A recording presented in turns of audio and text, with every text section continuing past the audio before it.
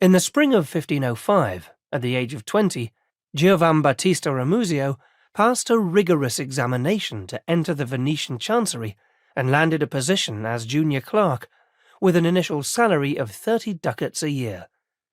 It was a momentous event, not just for Giovambattista, but for the entire Ramusio family, which had migrated to the Republic a generation earlier, and was still finding its footing in the stratified structure of Venetian society.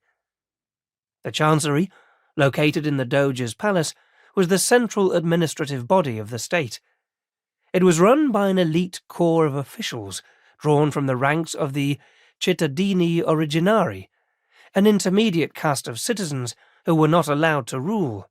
That was the exclusive right of the nobility, but were relied upon to manage the sprawling Venetian bureaucracy.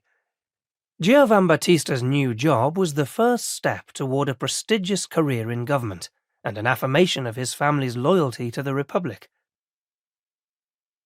The Ramusios were originally from Rimini, a fiefdom on the Adriatic coast, in what was then the northernmost region of the Papal States. Giovambattista's father, Paolo Ramusio, emigrated to the Venetian Republic at the age of 16 to pursue his education. He studied law at the University of Padua, which served as the Republic's main campus, at a time when there was no university in Venice proper. His younger, wilder brother, Girolamo, soon joined him.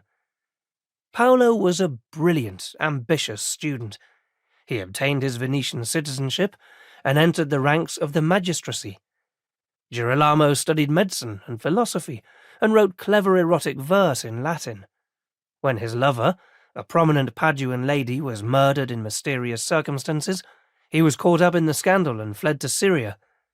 He settled in Damascus, studied Arabic, and translated parts of Avicenna's Canon of Medicine.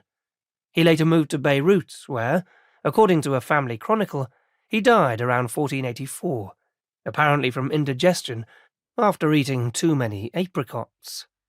Paolo meanwhile married Tomiris Macaccio, a Venetian who, although not noble herself, was related to several patrician families. Her unusual first name reflected the fashion, in humanistic circles, of naming children after figures of antiquity. Tomiris was the strong-willed queen of the Scythes who defeated Cyrus, king of Persia. According to one narrative, she had his head cut off and wrapped in a human skin filled with the blood of dead soldiers. A rather gruesome woman to some, but Boccaccio, the early Renaissance poet, glorified Queen Tomiris in his popular book Famous Women.